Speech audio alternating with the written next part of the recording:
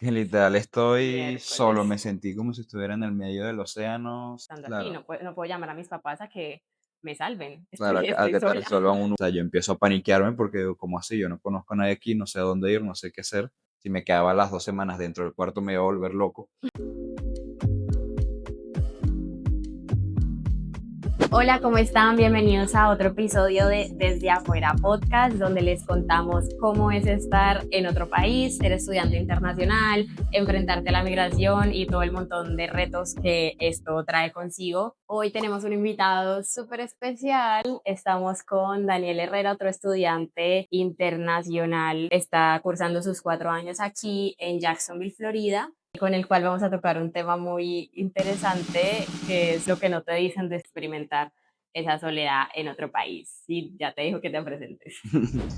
Sí, hola, mi nombre es Daniel Herrera, como bien lo dijiste, soy un internacional aquí en Estados Unidos, en UNF. Llevo casi 5 años ya aquí, estoy estudiando ingeniería civil. Soy de Caracas, de Venezuela, pero a los 15 años me mudé a Ecuador, a Quito. Entonces, pues, tenía una idea más o menos de cómo adaptarme aquí un poco, aunque pues siempre hay cosas que nadie te dice.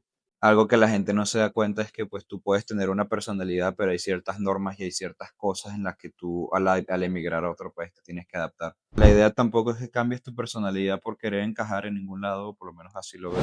Devolviéndonos al principio, un poco de cómo fue ese proceso de llegar hasta acá. Bueno, cuando llego aquí la primera semana, yo estoy con mi mamá en un hotel y ya después cuando mi mamá pues se tiene que regresar a Ecuador, donde vivía ella en ese momento, que me quedo solo es como el darme cuenta que literal estoy solo, Miércoles. me sentí como si estuviera en el medio del océano, sin saber qué hacer, sin saber cómo lidiar con tantas cosas, con la libertad, que ya lo trataste en un episodio antes. Sí. Entonces, bueno, eso fue más o menos el contexto de cómo llegué yo aquí. Ok.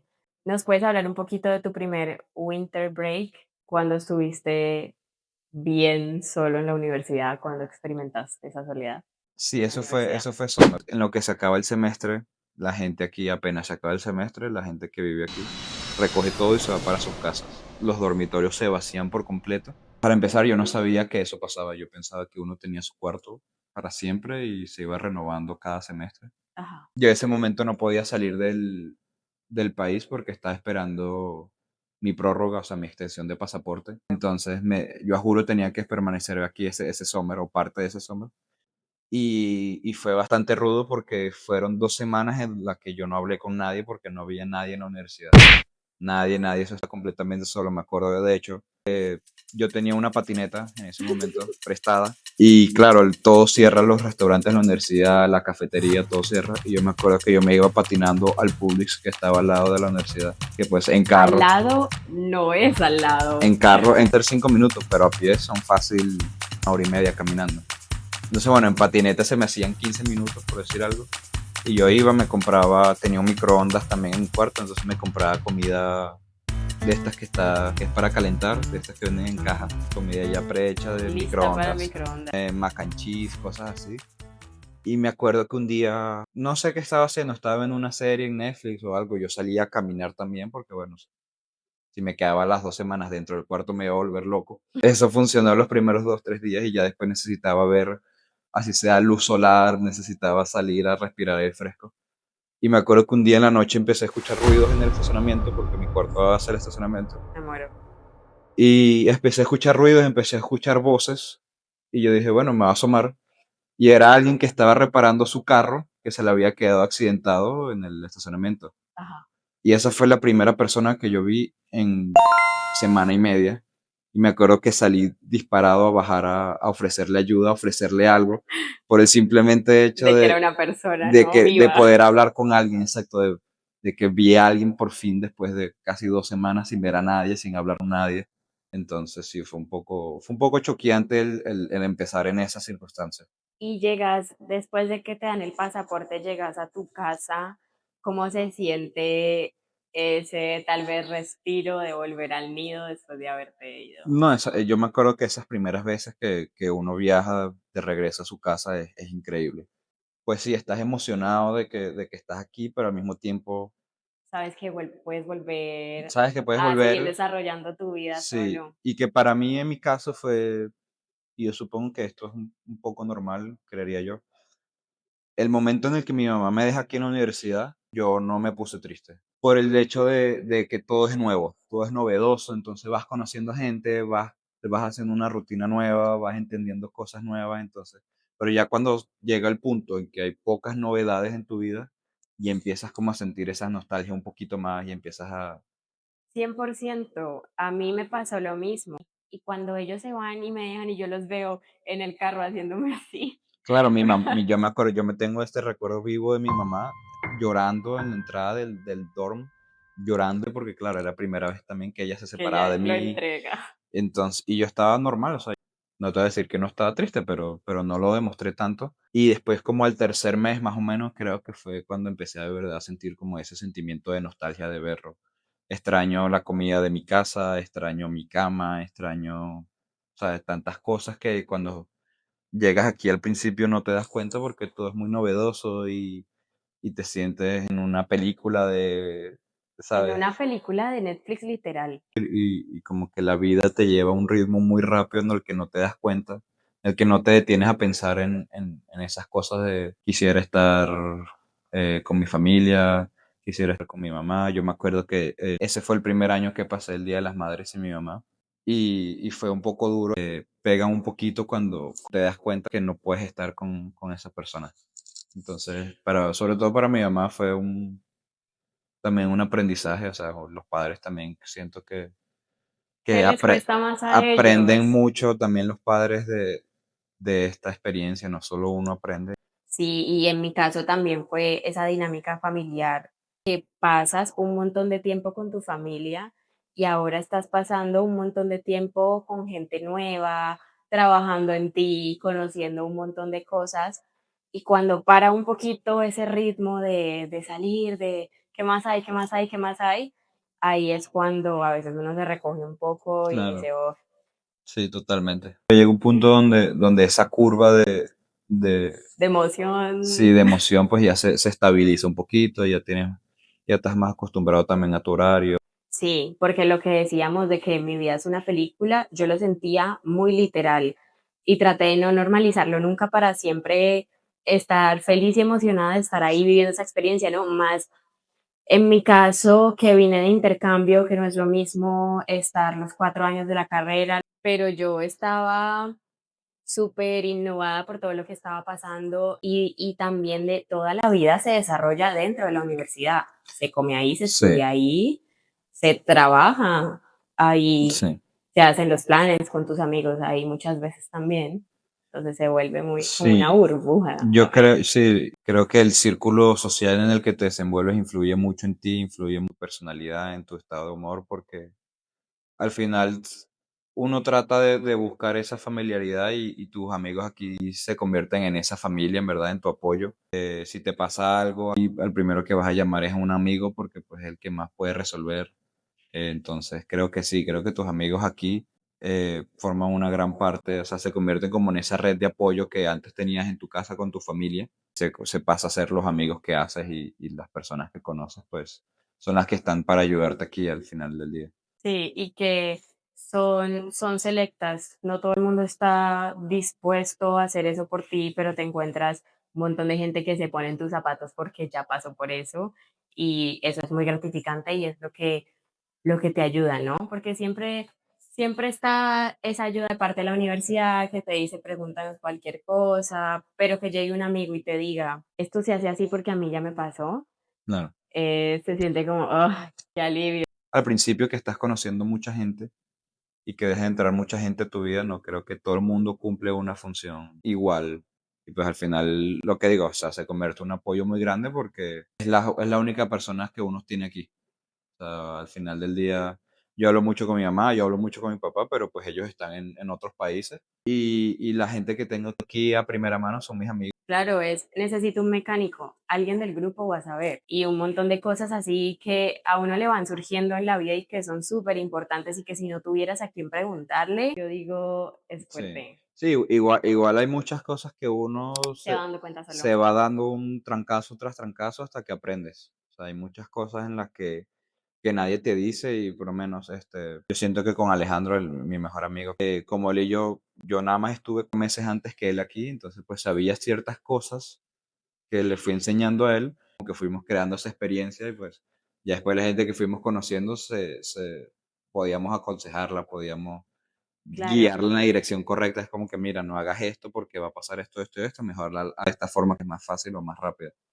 Y que como lo mencionas, encontraste una persona que te daba seguridad, que era como esa amistad real de voy a estar ahí, te daba ese sentido de confianza.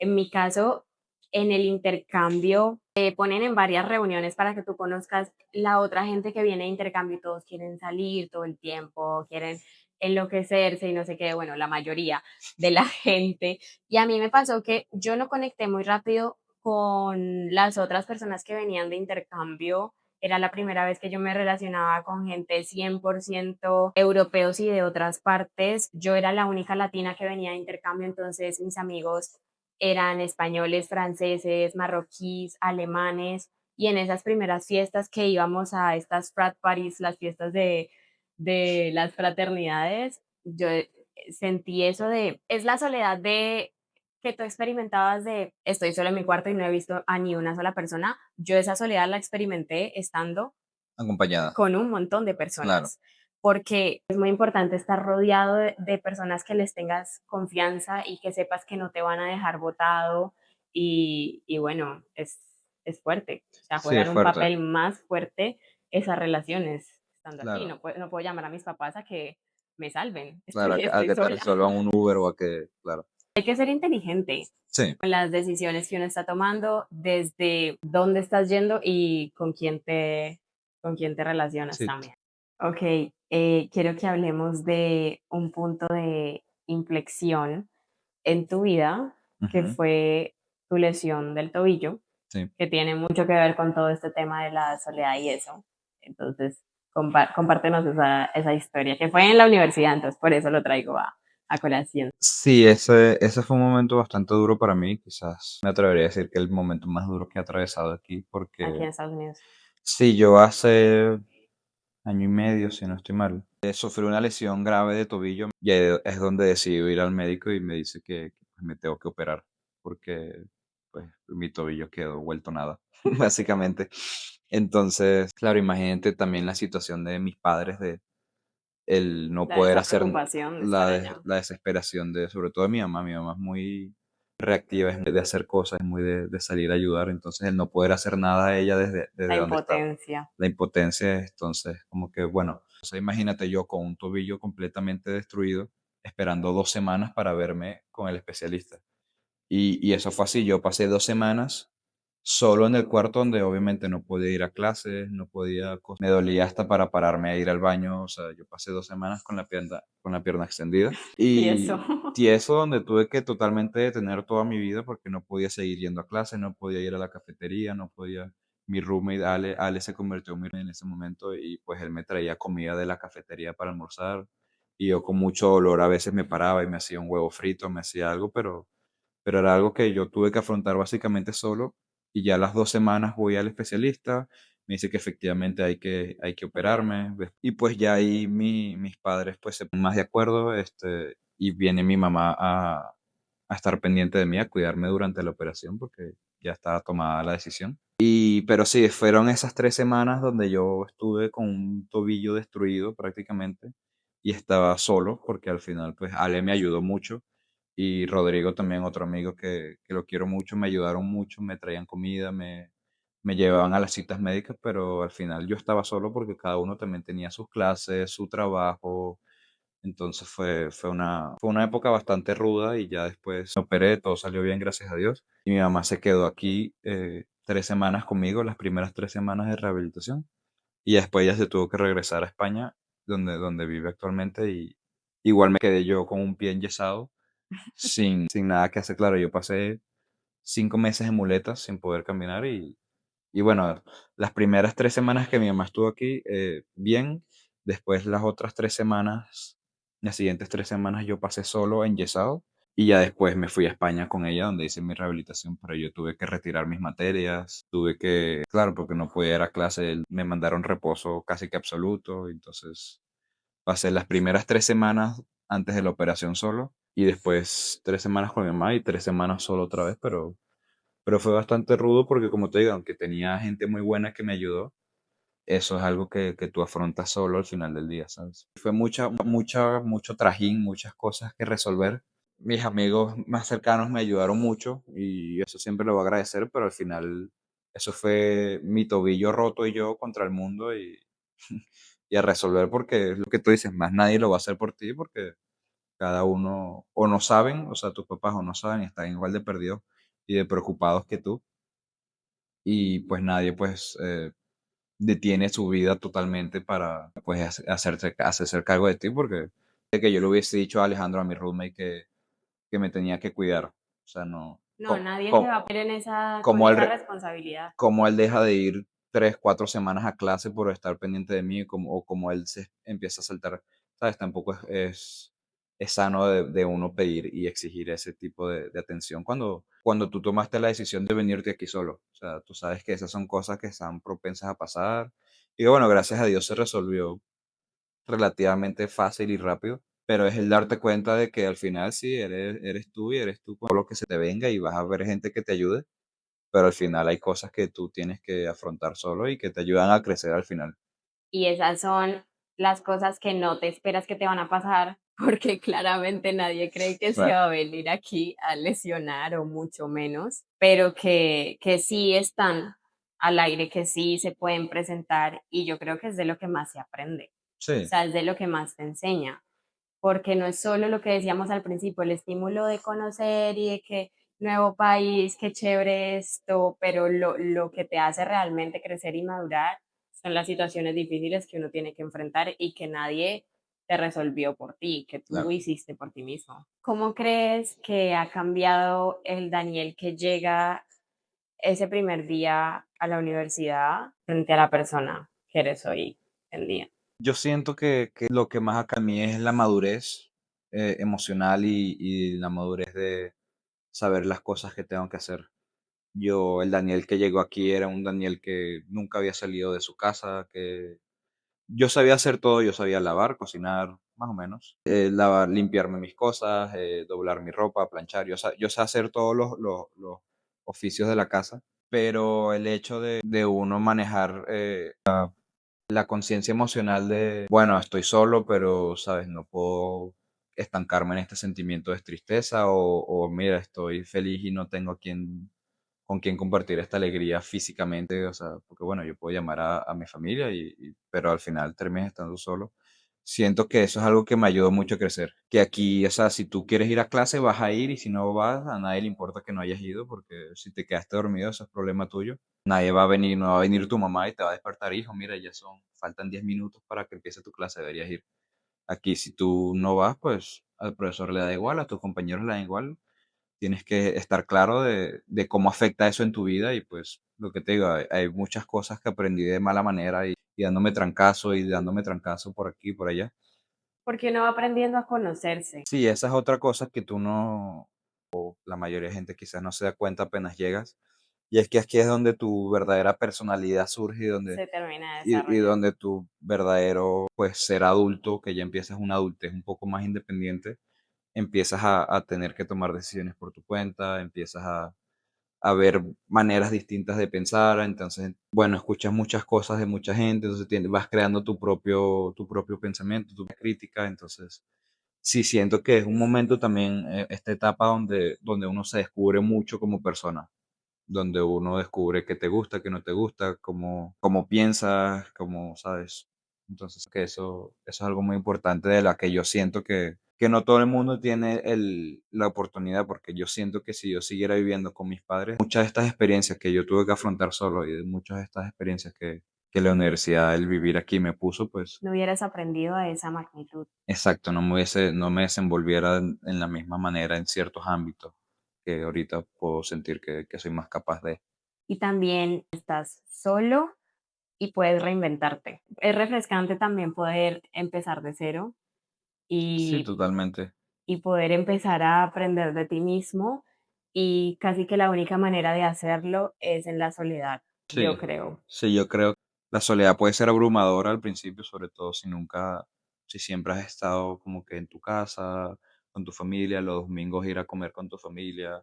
Creo que puede ser muy abrumadora, pero creo que al final siempre termina siendo necesaria para el crecimiento personal. Yo me atrevería a decir que siempre vas a encontrar a alguien que va a estar ahí para ayudarte al final, Sí, pero debes aprender esa destreza y que no te abrume el hecho de estar solo con tus pensamientos.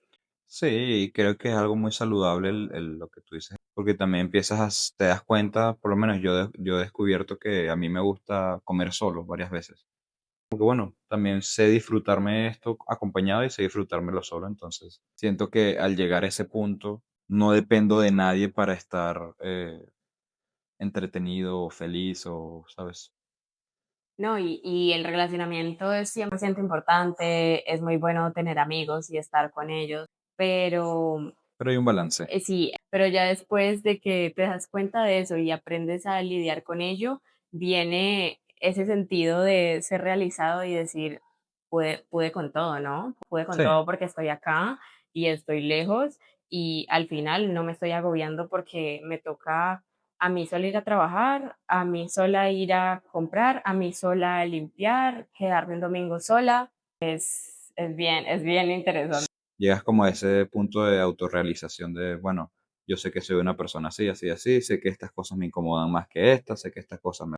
Entonces siento que como crecimiento personal, pues hay mucho que aprovechar de esta experiencia. Bueno, me encantó tenerte aquí. Muchísimas gracias por contarnos toda tu historia. El tema de la soledad es solo el hecho de saber manejarla, saber que va a estar ahí y más cuando cambias de país, así sea en un intercambio o así sea que vayas a estar toda la carrera o así sea que, aunque no cambies de país, salgas de la casa de tus papás o te vayas de viaje solo, o sea, Sí. o aunque aún vivas con tus papás, o sea, lidiar con la soledad es algo importante de hacer, Sí, es diría yo. importante y si necesaria. En cada paso que tú vayas dando en tu vida, necesitas estar mucho más claro de quién eres y de tus virtudes, tus cosas que tienes que mejorar.